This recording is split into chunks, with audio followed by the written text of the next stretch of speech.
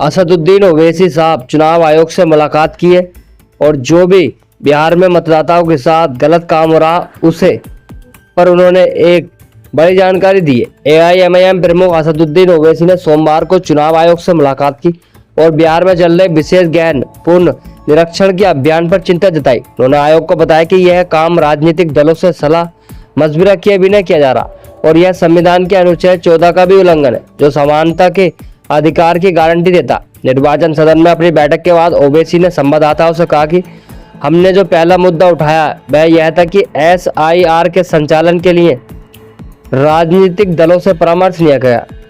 हमने चुनाव आयोग से पूछा है कि वे 2024 की मतदाता सूची का योग्यता सूची क्यों नहीं मानते। हमने 2024 में मतदान किया और अब 2025 में भी आप दस्तावेज मांग रहे हैं। आप मतदाताओं की दो श्रेणियां बना रहे हैं, जो अनुच्छेद 14 का उल्लंघन है।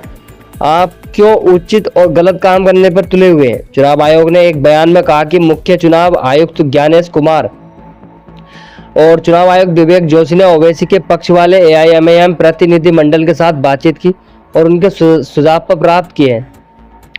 वही निर्वाचन आयोग के समक्ष अपनी चिंताओं को उठाते हुए ओवैसी साहब ने जो भी संवाददाताओं से उनसे कहा कि एसआईआर प्रक्रिया बहुत ही कम समय में पूरी की जा रही है। यदि किसी का नाम मतदाता सूची से हटा दिया जाता है तो यह सिर्फ मतदान का अधिकार खोने की बात नहीं है, बल्कि इससे उनकी आजीविका में प्रभावित होती है। उन्होंने कहा कि हमारी मुख्य चिंता यह है कि चुनाव आयोग इतने कम समय में इस तरह की प्रक्रिया को कैसे अंजाम देगा।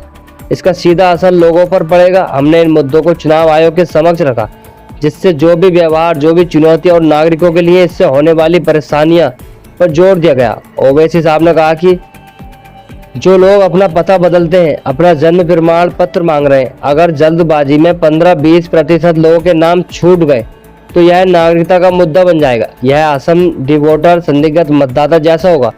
यहाँ आशंका और यहाँ वास्तविक है। बिहार में वोटों में काफी घपलाबाजी हो रही है और बीजेपी पर इसका आरोप लगाया गया है और जो आरजेडी सुप्रीमो लालू यादव और तेजस्वी यादव ने भी लगाया है।